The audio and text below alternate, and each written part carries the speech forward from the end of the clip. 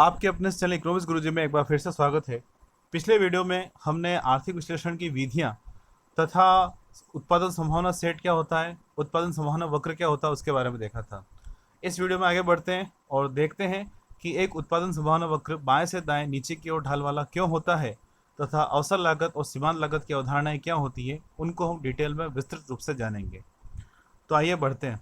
इससे पहले कि हम इस वीडियो में आगे बढ़ें, मैं आपको बता दूं कि अभी तक आपने पिछले वीडियोस नहीं देखे हैं तो उनके लिंक मैं इस वीडियो के डिस्क्रिप्शन में मेंशन कर रहा हूं, ताकि आप आसानी से उन वीडियो तक पहुंच सकें। उनको पहले देख लें ताकि समझ में आए कि इस वीडियो में कौन कौन से कॉन्सेप्ट है वो आपके माइंड में अच्छे से फिट हो जाएं।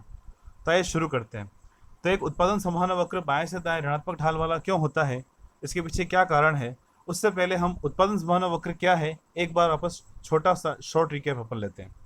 उत्पादन संभावना वक्र, उत्पादन संभावना मतलब उत्पादन की वे संभावनाएं जो वक्र द्वारा प्रदर्शित की जाए। और उत्पादन की संभावनाएं कौन सी? सीमित साधनों के रहते हुए। अर्थात एक उत्पादन संभावना वक्र क्या बताता है कि अर्थव्यवस्था में सीमित साधनों के साथ दो वस्तुओं के वे संयोग जो एक अर्थव्यवस्था प्राप्त कर सकती है, उनको बिंदुओं के द्वारा यहाँ पर प्रदर्शित किया जाता है। तो उसे कहते हैं हम उत्पादन संभावना वक्र। आप यहाँ पर देख रहे हैं ये एक उत्पादन संभावना वक्र बनाया गया है जिस पर A B C D E विभिन्न प्रकार की उत्पादन संभावनाएं हैं, जिसको एक उत्पादक आसानी से अपने पास उपलब्ध साधनों के साथ दी हुई तकनीक के साथ वो प्राप्त कर सकता है। अब बात आती है कि यह उत्पादन संभावना वक्र आप देख रहे हैं बाएं से दाएं ऋणात्मक ढाल वाला है। आप देख रहे हैं यहाँ पर यह बाएं से दाएं ऋणात्मक ढाल वाला है। ऐसा क्यों है, इसके पीछे क्या कारण है, वो हम यहाँ पर समझते हैं। तो एक उत्पादन संभावना वक्र के बाएं से दाएं ऋणात्मक ढाल के कारण अथवा एक उत्पादन संभावना वक्र की मूलभूत विशेषताएं कौन सी होती है वो हम यहाँ पर डिस्कस करते हैं। एक तो आप देख चुके हैं कि उत्पादन संभावना वक्र बाएं से दाएं ऋणात्मक ढाल वाला है। अब दूसरी विशेषता है इसकी, यह मूल बिंदु की ओर नदोत्तर होता है। तो ये क्यों होता है, इसके पीछे क्या कारण है? सबसे पहला, यह वक्र ऊपर से नीचे दाईं ओर झुकता है। यानी यह वक्र जो हम बना रहे हैं उत्पादन संभावना वक्र हमेशा बाएं से दाएं नीचे की ओर झुका हुआ होता है। आप देख रहे हैं इसको जब भी बनाते हैं हम इस प्रकार से बाएं से दाएं नीचे की ओर झुका होता है। यानी यह क्या बताता है कि जब, इसका थोड़ा कलर चेंज कर देते हैं ताकि आपको अच्छे से समझ जाए।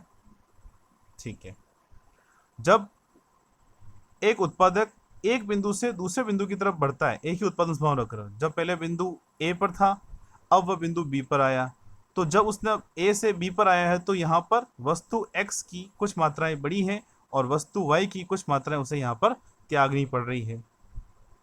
उत्पादन यहाँ पर कम हो रहा है। ऐसा क्यों हो रहा है?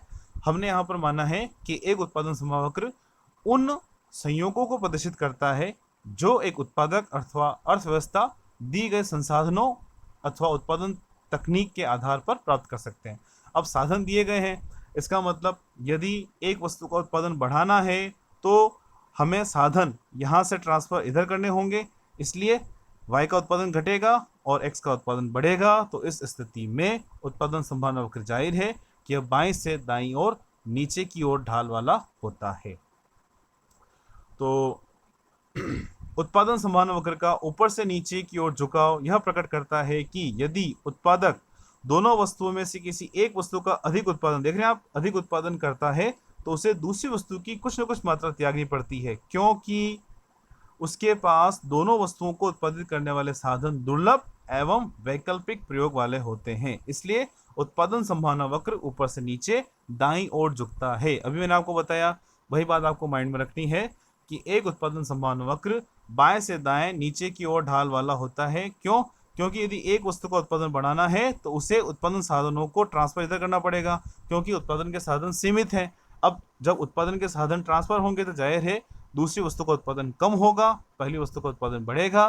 तो इस स्थिति में उत्पादन संभावना वक्र बाएं से दाएं नीचे की ओर ढाल वाला होगा।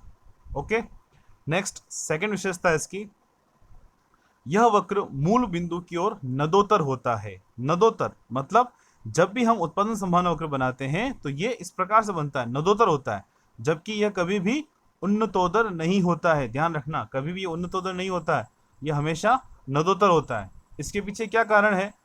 क्योंकि इस पर बढ़ती सीमांत रूपांतर की दर का नियम लागू होता है, अर्थात सीमांत अवसर लागत बढ़ने के कारण उत्पादन संभावना वक्र मूल बिंदु से नदोत्तर होता है। अब यहाँ पर आप देख रहे हैं एक वर्ड आया है सीमांत अवसर लागत। सीमांत अवसर लागत अर्थात सीमांत अवसर लागत क्या है, इससे पहले हमें समझना होगा कि अवसर लागत किसे कहते हैं, तभी हम समझ पाएंगे कि सीमांत अवसर लागत क्या है, और हमें यह विशेषता समझ में आ पाएगी कि यह वक्र मूल बिंदु से नदोत्तर क्यों होता है। तो सबसे पहले हम समझते हैं कि अवसर लागत क्या होती है। अवसर लागत आपके सामने दे रखा है। अवसर लागत एक वस्तु के उत्पादन की अवसर लागत उस वस्तु के उत्पादन के स्थान पर अन्य वस्तु के उत्पादन की त्यागी गई मात्रा होती है, अथवा एक वस्तु की अवसर लागत दूसरी वस्तु की वह मात्रा है जिसे पहली वस्तु के उत्पादन के लिए छोड़ना पड़ता है। सिंपल सा कॉन्सेप्ट है, आपको ध्यान रखना है। जैसे कि यदि कोई उत्पादक दो वस्तुओं का उत्पादन कर रहा है, जैसे कि वस्तु X और वस्तु Y, दो वस्तुओं का उत्पादन वो कर रहा है। X वस्तु के उत्पादन में अगर अपने समस्त संसाधनों को लगा दे तो वह 1000 रुपये का माल पैदा करता है, और यदि Y वस्तु के उत्पादन में वह समस्त संसाधनों को लगा दे तो यहाँ पर वह 2000 रुपये का माल पैदा करता है। तो जाहिर है लाभ प्राप्ति के उद्देश्य से उसे अधिक लाभ कहाँ मिलेगा, Y वस्तु के उत्पादन पर। तो वह X वस्तु के उत्पादन को त्याग देगा और Y वस्तु के उत्पादन को लेगा। तो यहाँ पर Y वस्तु के उत्पादन के लिए उसने दूसरी वस्तु X की वस्तु का उत्पादन त्यागा 1000 रुपये का, तो यहाँ पर अवसर लागत हो जाएगी 1000 रुपया। दूसरा उदाहरण अपन लेते हैं।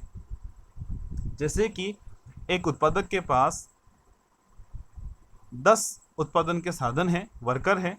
उन 10 उत्पादन के साधनों से अगर वह टेबल बनाए, ठीक है, तो X को हम टेबल मान लें, यदि वह टेबल बनाए तो 5 टेबल वो बना पाते हैं, और यदि वह कुर्सियां बनाते हैं तो उस स्थिति में वह 20 कुर्सियां बनाते हैं। अब यदि कुर्सियों का मूल्य अधिक है और टेबल का मूल्य कम है तो जाहिर है इस स्थिति में वह Y के उत्पादन को अधिक महत्व देगा, X के उत्पादन को महत्व नहीं देगा, X के उत्पादन को वो त्याग देगा। तो इस स्थिति में यहाँ पर अवसर लागत क्या हो जाएगी, 5 टेबल, किसके बदले में, 20 कुर्सियों के बदले। क्यों, क्योंकि अपना समस्त उत्पादन संसाधनों को किस पर लगा रहा है, टेबल के उत्पादन पर, सॉरी कुर्सियों के उत्पादन पर।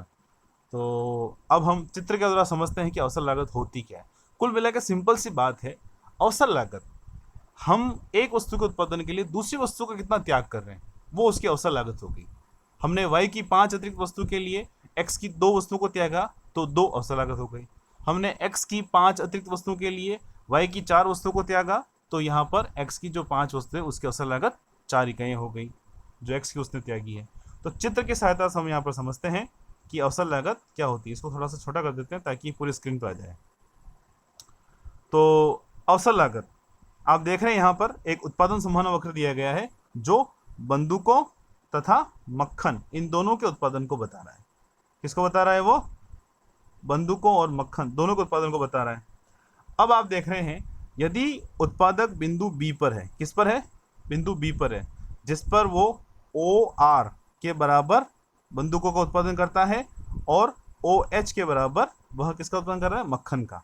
ठीक है, आपके सामने अगर बिंदु B पर है तो OR उत्पादन कर रहा है वो किसका, बंदूकों का, और OH उत्पादन कर रहा है वो मक्खन का। अब यदि उसे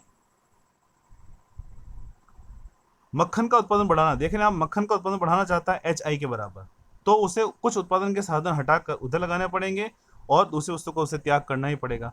तो दूसरी वस्तु का त्याग कितना किया उसने, आप देख रहे हैं QR के बराबर, देख रहे हैं आप यहाँ पर QR के बराबर उसने वस्तु को त्यागा है, किसके लिए, HI के बराबर वस्तु का अधिक उत्पादन के लिए।